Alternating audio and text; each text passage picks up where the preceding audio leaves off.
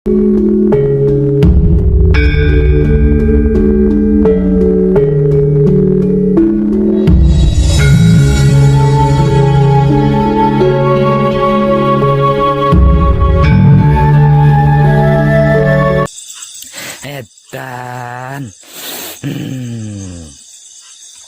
Apakah kita bisa bertatap muka secara langsung dengan Allah dan manunggal jati dengannya? Inna lillahi wa inna ilaihi rojiun. Semua berasal dari Allah dan akan kembali kepada Allah. Kenapa ragu? Kenapa bimbang? Mari kita simak ulang surat Al-Baqarah ayat 1 yang berbunyi Alif Lam Mim. Jika ayat ini kita renungi secara sadar, pasti akan muncul pertanyaan. Pertanyaannya, mengapa tidak dibaca alam atau alim? Kok tulisannya begitu? Kan tulisannya begitu. Kok harus dibaca Alif Lam Mim, tidak alam atau alim? Sesungguhnya hanya Allah yang mengetahui artinya. Yang mengetahui Allah hanya Allah, maka jadilah Allah. Agar supaya mengetahui Allah, dan tenang. Huruf alif adalah milik Allah. Lam untuk Rasul atau utusan. Yang tak lain dan tak bukan adalah ruhnya sendiri, yaitu ruh suci atau ruh kudus atau Gusti, yang dalam istilah Jawanya berarti maksud guru sejati, yang sering saya bahasakan sebagai hidup. Dan mimnya untuk Muhammad sebagai insan, manusia atau makhluk maksudnya. Antara alif dan mim ada lam. Antara Allah dan manusia ada apa? Hayo. Ada roh suci, ada roh kudus, ada Gusti, yang dalam istilah Jawanya berarti maksud guru sejati, yang sering saya bahasakan sebagai hidup. Inilah jalannya, inilah cara dan tekniknya, inilah jembatannya, inilah metodenya. Tidak ada yang lain selain roh suci atau roh kudus atau Gusti, yang dalam istilah Jawanya berarti maksud guru sejati, yang sering saya bahasakan sebagai hidup. Tidak ada seorang pun yang dapat bercakap-cakap dengan Allah kecuali dengan wahyu atau dari belakang tabir atau dengan mengirimkan utusannya dengan seizinnya. Surat Asy-Syu'ara ayat 51. Mulai hari ini aku buka tabir yang menutupi matamu, maka pandangan matamu akan menjadi tajam. Surat Al-Kahf ayat 22. Tuhan menempatkan diri di antara manusia dengan kolbunya. Surat Al-Anfal ayat 24. Kolbu merupakan titik terendah dari sumbu komunikasi vertikal kepada Allah. Tabir akan menjadi transparan dan akan menjadi kabel penghubung untuk berkomunikasi dengan Allah, manakala kita bersungguh-sungguh menujunya dengan kebersihan pikiran, hati, dan kelamin yang terjaga kebersihannya. Percayalah, inilah kitab yang tiada diragukan, suatu petunjuk bagi mereka yang takwa, yaitu mereka yang beriman kepada Allah. Surat Al-Baqarah ayat 2 dan 3. Dialah Jibril yang menurunkan Al-Quran di dalam hatimu. Surat Al-Baqarah ayat 97. Dia, Allah, akan memberikan petunjuk kepada hatinya. Surat At-Tagabun ayat 11. Dan sebutlah Tuhanmu dalam hatimu. Surat Al-Araf ayat 205. Itulah kitab yang kekal yang berada di dalam diri kalian. Itulah Al-Quran sejati yang ada di dalam diri kalian. Itulah guru sejati yang ada di dalam diri kalian sendiri.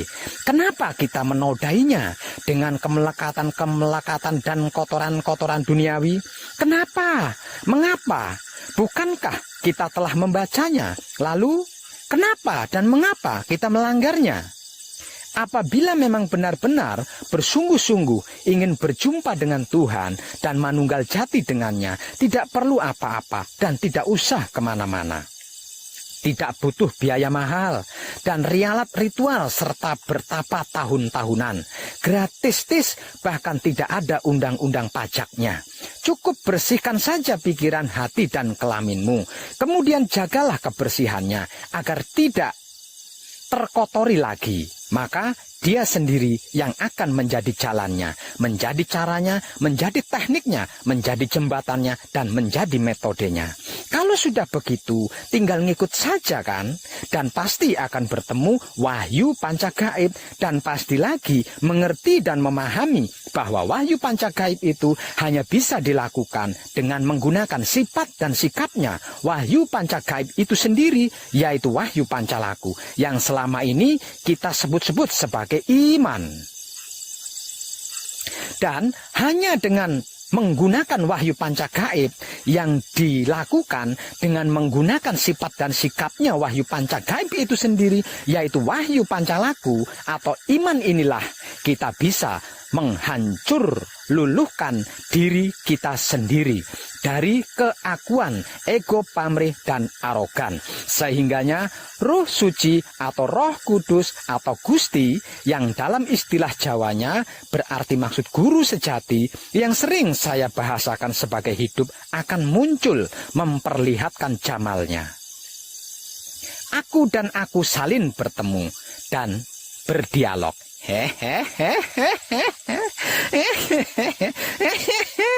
Dan tenan. Demikianlah apa yang dilakukan Musa selama 40 hari dan 40 malam, sehingga Musa bisa menerima wahyu 10 perintah Tuhan.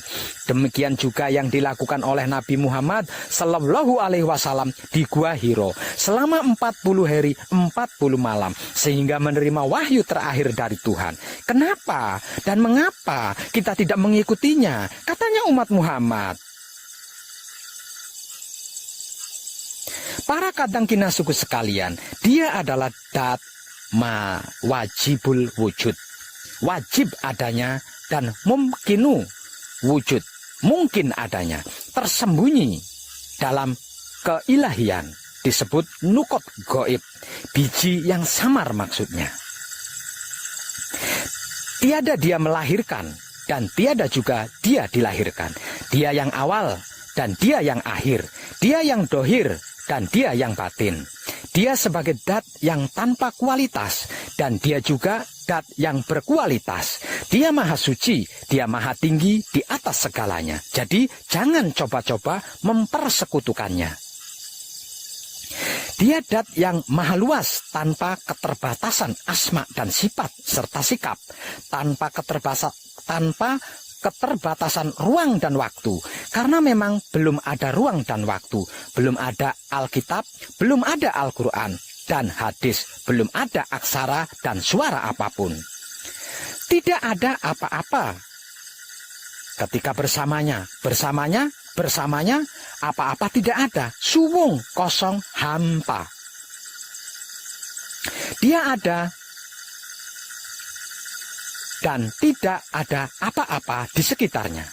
Dalam keheningan patrap samadhi, nikmatilah dengan kesadaran rasa keberadaannya di dalam pikiran, hati, dan kelamin yang terjaga kebersihannya. Ketika pikiran kita bersih, tersebut baitul makmur. Ketika hati kita bersih, tersebut baitul muharam. Ketika kelamin kita bersih, tersebut baitul muqaddas atau maqdis. Itulah rumah Tuhan yang sejati, yang sesungguhnya, yang dibuatnya sendiri dan bukan dibuat dari batu, bata, tanah, semen, dan lain-lain. Dia adalah dat mutlak tanpa bentuk, tidak bisa ditanggapi oleh siapapun, tidak terpikirkan oleh akal, tidak terbayangkan, dan tidak bisa diketahui oleh pikiran, hati, dan kelamin yang kotor. Dia di luar jangkauan konsepsi. Dia dat awal yang maha suci dari seluruh sifat dan sikapnya yang selalu terbaharui di setiap detiknya. Walaupun demikian, dat mutlak ini akan menampakkan diri keluar dari kemurniannya karena dia hendak memperkenalkan dirinya kepada seluruh makhluknya melalui proses laku spiritual hakikat hidup yang sering saya istilahkan sebagai laku murni menuju suci bagi pemula dan laku suci menuju abadi untuk yang bukan pemula. Mulai dari huwa menjadi ana. Aku adalah kehadiran dat dalam dirinya sendiri, dalam keakuannya, dalam egonya sendiri, dalam pamrihnya sendiri, dalam arogannya sendiri. Sebagai tahapan awal laku murni menuju suci, yang arti maksudnya adalah keesaan dat yang murni. Tahapan laku murni menuju suci merupakan tahapan tertinggi, di mana tahap-tahap lainnya berada di bawahnya.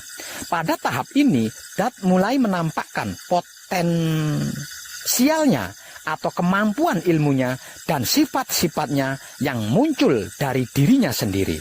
Kemudian dia memproklamirkan dirinya sendiri. Aku adalah Dat, Maha Suci hidup, yang tidak ada sesembahan selain aku.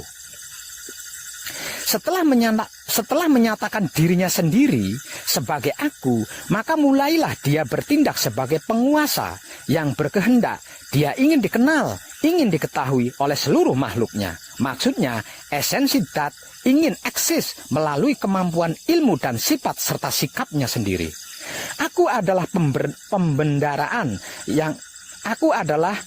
perbendaraan yang tersembunyi. Maka oleh sebab cinta kasih sayang aku ingin dikenal, maka aku jadikan makhluk Nur Muhammad agar dia mengenal akan aku. Rama nyuwun pangestu lan pengayoman kanthi teguh rahayu slamet. Dan tiadalah Allah mengutus engkau, hai Muhammad, melainkan untuk memberi rahmat bagi seluruh alam semesta. Surat Al-Anbiya ayat 107. Muhammad yang dimaksud di sini bukanlah ayah seorang anak lelaki di antara kalian, tapi dia adalah Rasul Allah dan penutup para Rasul, dan Allah Maha mengetahui segala sesuatu. Surat Al-Ahzab ayat 40. Ana minurillahi wa kholak kuluhum minuri. Aku berasal dari cahaya Allah, dan seluruh alam semesta berasal dari cahayaku. Yang mula-mula dijadikan Allah adalah Nur, nabimu ya Jabir. Dan Allah jadikan dari Nur itu segala sesuatu, dan engkau wahai Jabir termasuk sesuatu itu.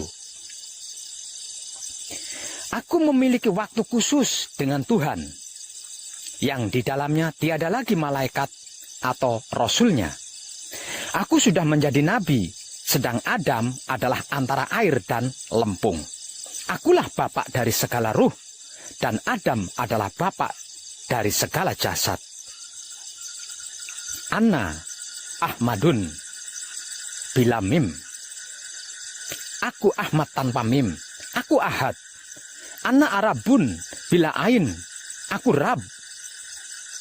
Cahaya, Nur adalah realita atau manifestasi Dat Allah untuk menghadirkan atau menyatakan dirinya sendiri, keakuannya dalam keterbatasannya yang pertama. Aku adalah Allah dan tiada Tuhan selain aku.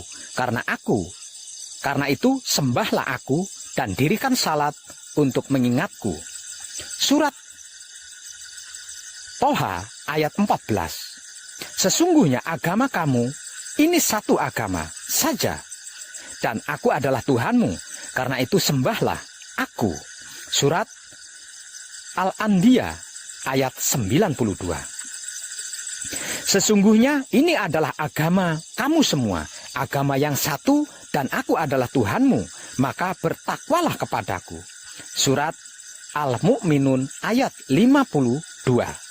Selain menyatakan atau memproklamirkan dirinya sendiri, dia juga mempunyai potensi atau sifat-sifat dan sikap-sikap untuk memanifestasikan dirinya dalam bentuk-bentuk dohir lain. Tahapan ini disebut sebagai manunggal jati atau hakikat penyatuan insani yang sesungguhnya, yang merupakan keterbatasan yang kedua, di mana pada tahapan ini Dat bisa dipahami oleh panca indera.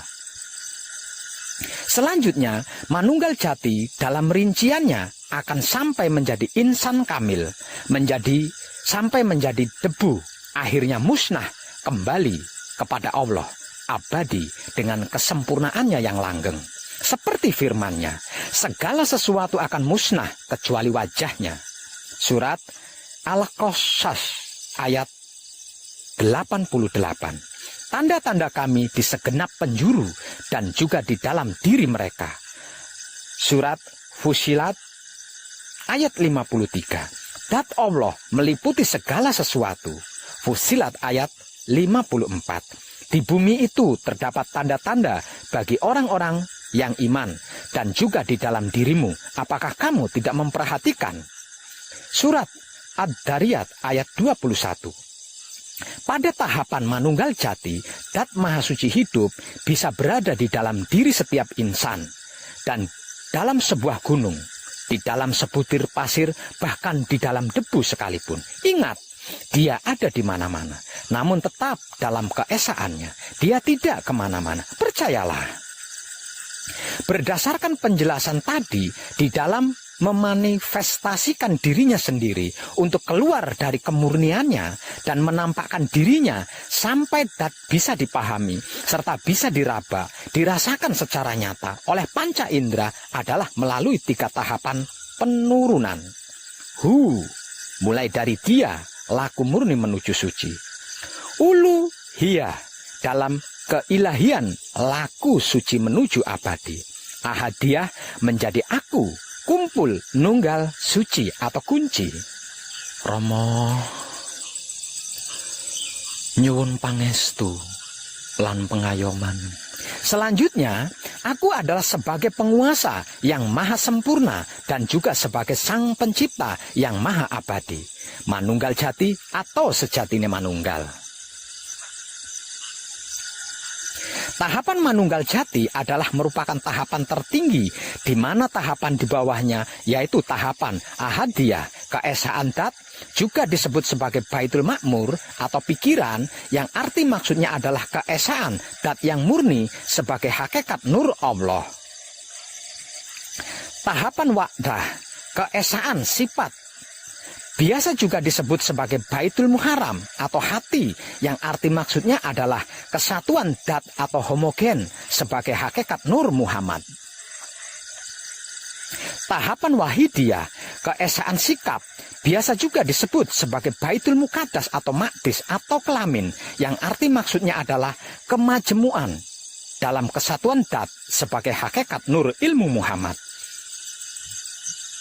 Oleh karena itu, ahadiyah, keesaan Dat atau Baitul Makmur atau pikiran, hakikat nur Allah. Wahdah, keesaan sifat atau Baitul Muharram atau hati, hakikat nur Muhammad. Wahidiyah, keesaan sikap atau Baitul Muqaddas atau kelamin, hakikat nur ilmu Muhammad adalah Qadim. Maksudnya, ahadiyah, keesaan Dat. Wahdah, keesaan sifat. Wahidiyah, keesaan sikap adalah binika tunggal ika yang tidak bisa dipisahkan dan tidak bisa terpisahkan. Ketiganya saling terkait dan mengait. Jika bisa berhasil membersihkan ketiganya dan sukses menjaga kebersihan ketiganya, maka tidak ada apa-apa di sampingnya.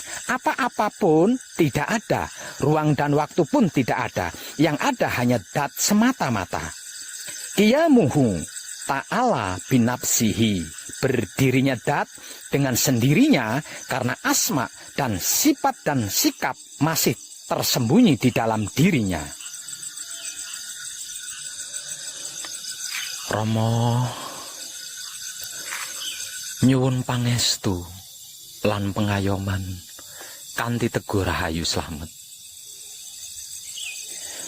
Oleh karena dia ingin dikenal, maka dia keluar dari kemurniannya melalui sifat dan sikapnya yang diletakkan pada setiap kedirian makhluknya, yang kemudian kalamnya dia bersabda, kun, jadilah, fayakun, maka jadi. Oleh sebab belum ada apa-apa, apa-apa belum ada selain dia, maka bahan dasarnya dari semua Segala dan seluruh yang diciptanya berasal dari dirinya sendiri, dari nurnya yang dijadikan Nur Muhammad yang disebut juga sebagai jauhar awal dan jauhar akhir, ruh idofi dan wujud idofi. Selanjutnya, Nur Muhammad ini merupakan segala sumber bahan baku untuk menciptakan bentuk-bentuk lain-lainnya yang diciptanya, yang dalam rinciannya adalah alam arwah, alam misal, alam asam, dan alam insan sebagai suatu ciptaan yang baru kemudian. Alam arwah adalah tahapan di mana pada tahapan ini para ruh, segala macam jenis ruh yang diciptakan dari Nur Muhammad, termasuk ruh manusia biasa, ruh malaikat, ruh hewan, dan tumbuh-tumbuhan terhimpun. Pada tahapan ini, para ruh tersebut sudah berikrar ketika Allah bertanya kepada mereka, "Bukankah aku Tuhanmu?" Kemudian mereka menjawab, "Benar, kami bersaksi." Surat Al-Araf ayat 172. Ayat ini merupakan syahadat awal sebagai ikrar yang pertama dari para ruh ketika masih di alam arwah, dan juga sebagai penjelasan bahwa ruh bisa berkomunikasi dengan Tuhan. Alam misal adalah dunia tamsilan. Pada tahap ini sudah ada bentuk dasar prototip yang tidak bisa dipecah-pecah, sebagaimana halnya dengan atom. Alam asam, tahapan ini disebut juga alam jasad karena sudah ada bentuk yang lebih kasar dan bisa dibagi-bagi, bisa terurai. Disebut juga sebagai alam sebab musabab atau sebab akibat. Misalnya embrio terbentuk setelah terjadi pembuahan.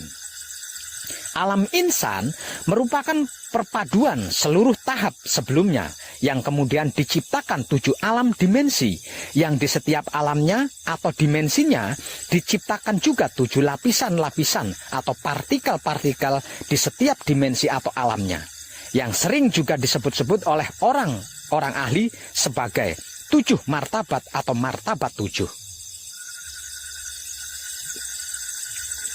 Adapun tahapan-tahapan tersebut sebenarnya hanyalah merupakan hipotesa atau kerangka teoritis untuk mempermudah pengertian dan pemahaman kita dalam masalah dat Maha Suci hidup dari segala kesempurnaannya. Maka jangan terpaku kepada hipotesis apapun. Pegangan kita bukan hipotesis, melainkan kesadaran rasa cinta kasih sayang hidup yang tak lain dan tak bukan adalah zatnya atau ruhnya atau utusannya.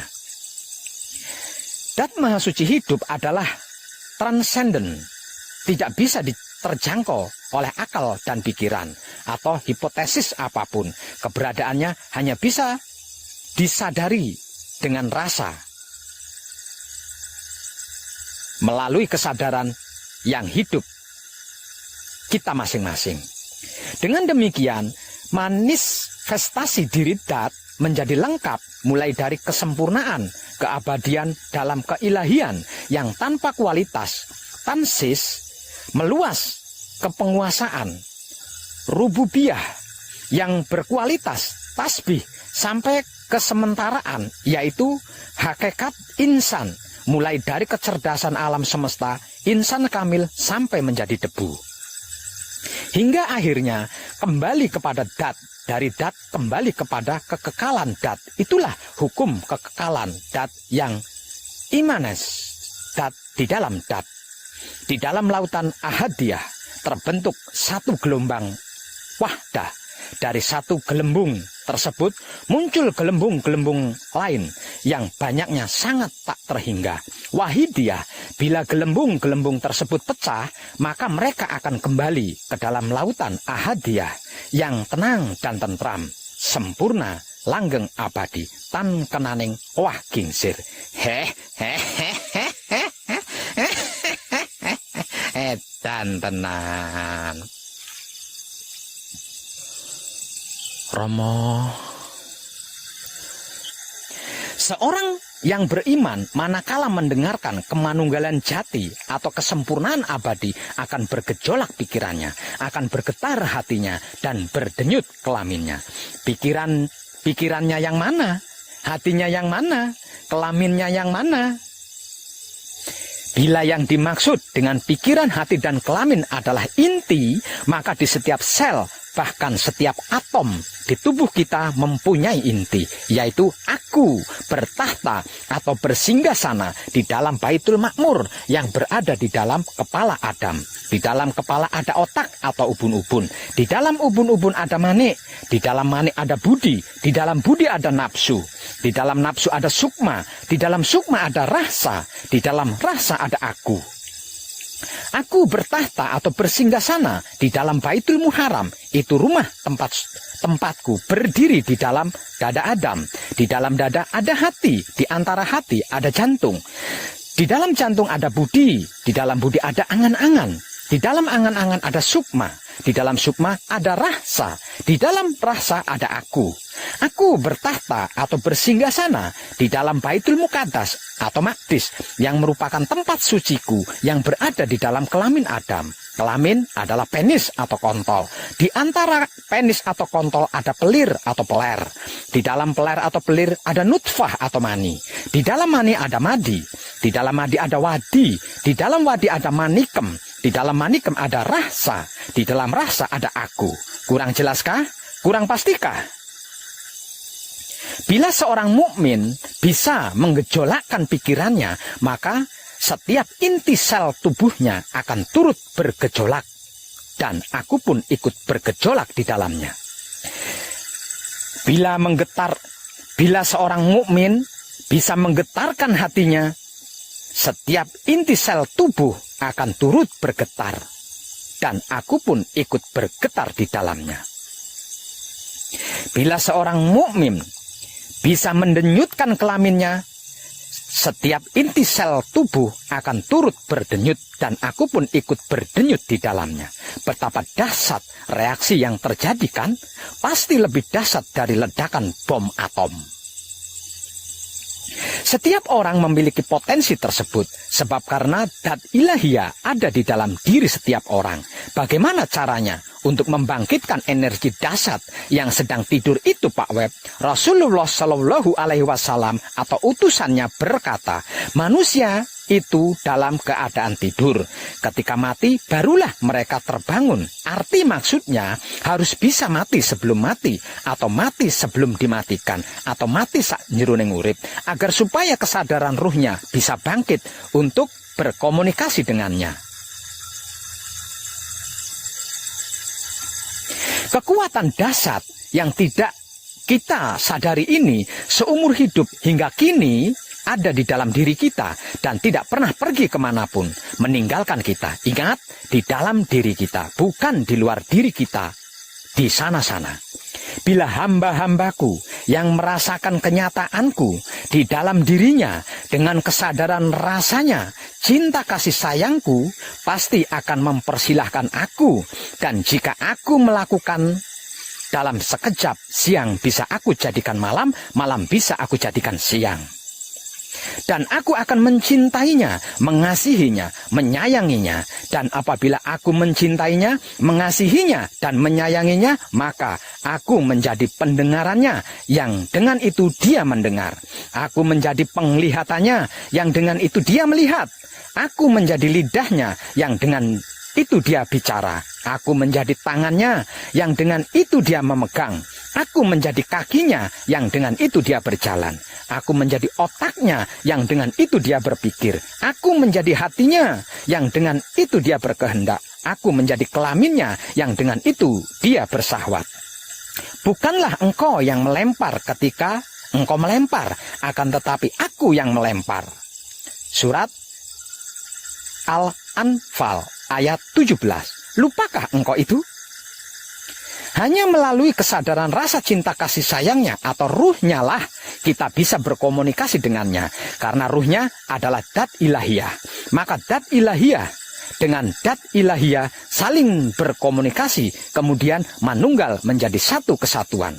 Sabda Rasulullah Shallallahu Alaihi Wasallam, aku memiliki waktu khusus dengan Tuhan, yang di dalamnya tiada lagi malaikat atau ruh Rasulnya. Artinya apa? Kenapa tiada lagi? Lah terus Muhammadnya kemana? Muhammadnya di mana? Muhammadnya lebur, larut, tenggelam, fana. Muhammadnya bakok dalam Tuhan. Manunggal jati, itulah sejatinya manunggal. Ketika ada sahabat yang bertanya, ya Rasulullah, apakah engkau Tuhan? Rasulullah menjawab, Anna Arabu bila ain. Aku Arab tanpa ain, berarti aku Rab. Aku Ahmad tanpa mim, berarti aku Ahad. Karena yang ditanya Rasul bukan Muhammad, makanya dijawab seperti itu. Jadi jelas kan perbedaan antara Rasul dan Muhammad? Apakah itu yang disebut manunggaling kawula Gusti dari Syekh Siti Jenar? Coba perhatikan ketika Syekh Siti Jenar ditanya bab ini. Akulah Al-Haq, kata Syekh Siti Jenar. Tidak ada Siti Jenar, yang ada Allah. Tidak ada Allah, yang ada Syekh Siti Jenar. Hamzah Fansuri, Abu Yazid, Al-Bustami, dan lain-lainnya. Mereka dianggap sesat, dianggap menyimpang, kemudian dihukum mati. Sebetulnya siapa yang sesat? Siapa yang menyimpang? Siapa takut? Kata Al-Ghazali, barang siapa yang mencari Tuhan keluar dari dirinya, maka dia akan tersesat semakin jauh. Menurut Al-Quran, katakanlah bagaimana pendapatmu jika itu datang dari sisi Allah, kemudian kamu mengingkarinya. Siapakah yang lebih sesat daripada orang yang selalu berada dalam penyimpangan yang jauh? Surat Fusilat ayat 52. Di dalam dirimu, apakah kamu tidak memperhatikan? Surat Ad-Dariyat ayat 21. Mereka yang berjuang di jalan Allah, tentu kami bimbing mereka ke jalan kami. Surat Al-Ankabut ayat 69. Tuhan akan membimbing dengan cahayanya kepada cahayanya bagi yang dia kehendaki. Surat An-Nur ayat 35.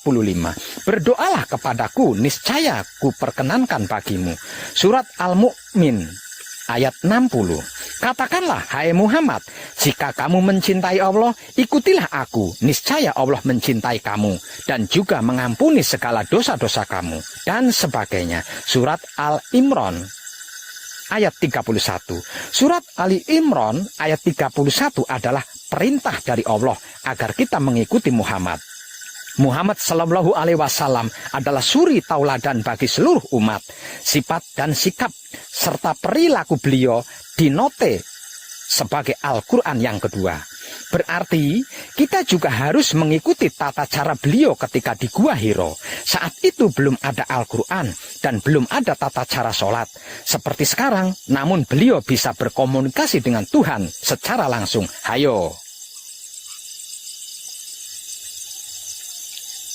Kenapa sekarang setelah ada Al-Quran dan tata cara sholat kok tidak bisa, malah salin kisruh antar umat, bahkan sesama umat? Sebenarnya pada mikir enggak sih? Kata Rasulullah, belajarlah sampai ke negeri Cina. Arti maksud bahasa DPR-nya studi banding gitu loh. Kenapa Rasulullah tidak menganjurkan umatnya belajar ke Arab? Ada apa di Cina? Apakah di Cina ada Allah? Di Cina tidak ada Allah. Yang ada di Cina adalah tata cara meditasi. Apakah Allah ada di Mekah? Jangan kecewa bila di Mekah juga tidak ada Allah. Yang ada hanya pelajaran zikir dari Rasulullah. Edan tenan. Allah berfirman, aku ciptakan manusia dengan cara yang sempurna. Setelah aku sempurnakan kejadiannya, aku hembuskan atau aku tiupkan ruhku ke dalamnya. Ruhku mengandung makna bahwa esensi zat Allah berada di dalam semua ciptaannya. Kalau begitu, berarti di dalam diri setiap manusia ada esensi zat Allah. Di dalam diri setiap manusia ada benih atau bibit keilahian. Lalu kemanakah kita hendak mencari Tuhan? Surat Al-Hayr ayat 29 mengandung makna yang sangat universal. Ruh Allah, dat ilahiyah, tidak hanya sekedar di dalam diri setiap manusia saja, namun juga berada di dalam semua benda makhluk ciptaannya, bahkan di dalam debu sekalipun, di dalam bunga-bunga yang berwarna-warni, sehingga nampak menjadi indah, karena di dalamnya ada ruh Allah, ada dat ilahiyah. Coba renungkan dengan sadar.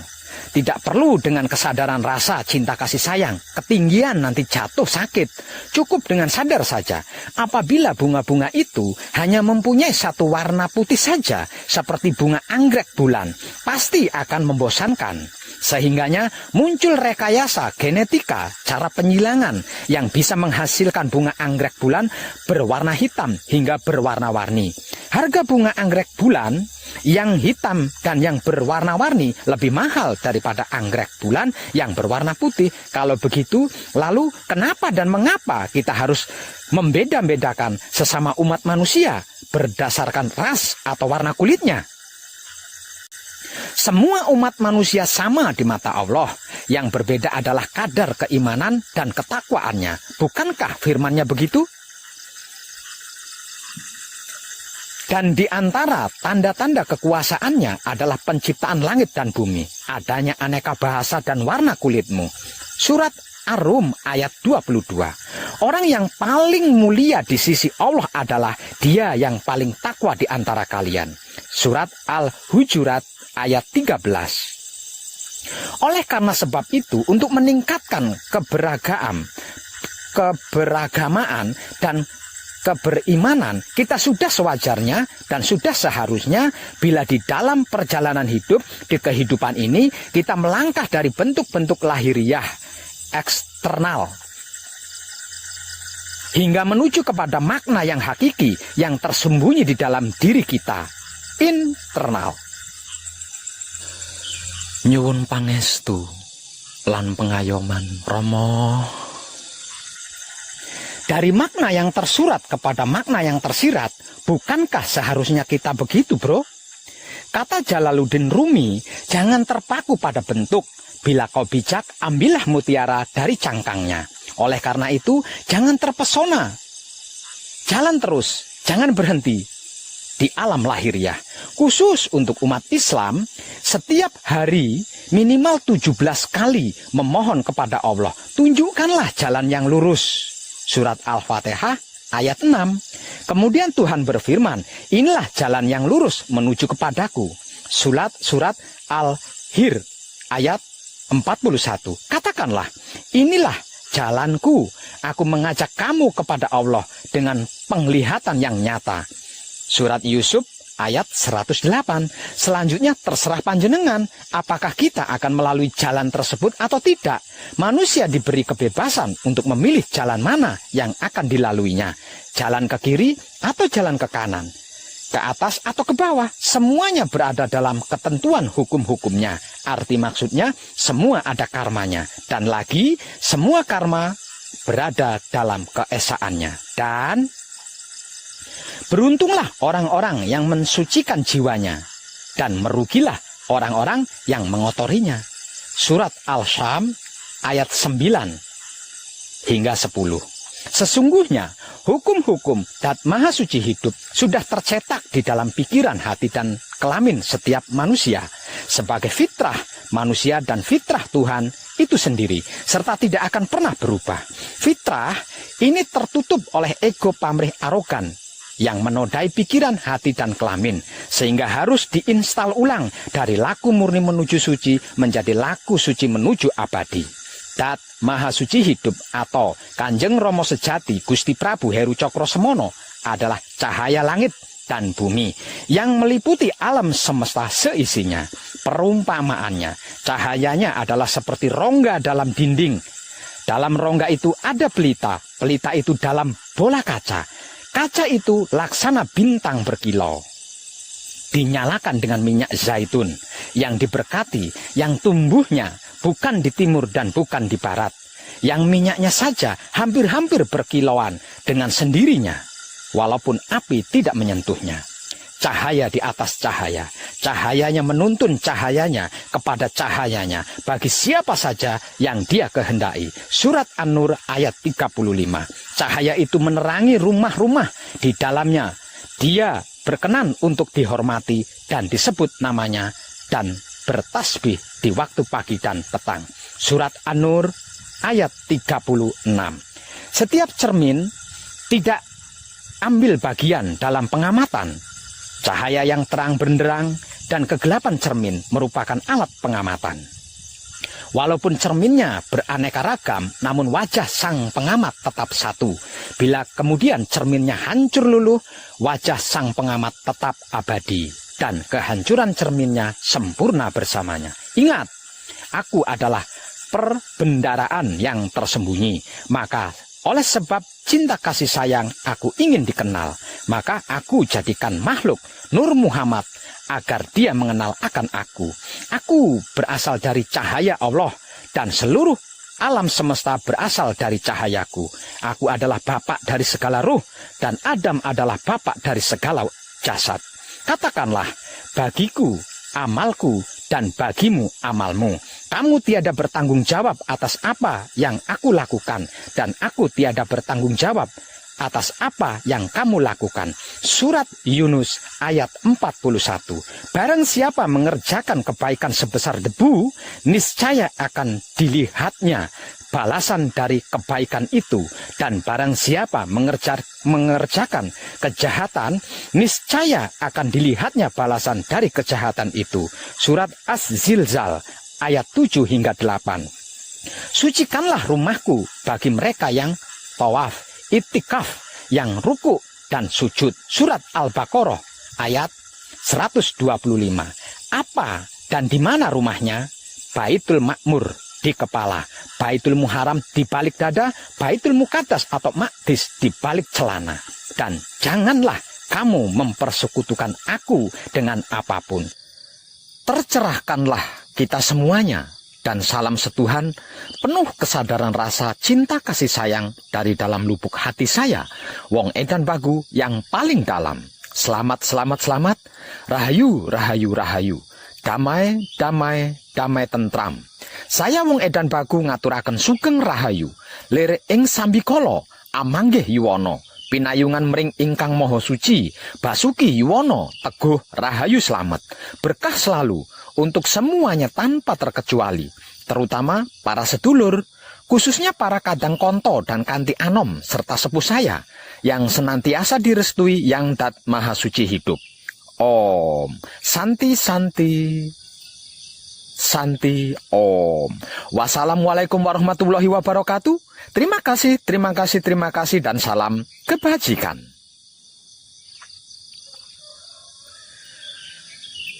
Duh Gusti ingkang Maha Suci, pencipta dan penguasa alam semesta seisinya, Bapak Ibu dari segala ilmu pengetahuan, asal usul nenek moyang semua makhluk, sungguh murka paduka yang hamba harap.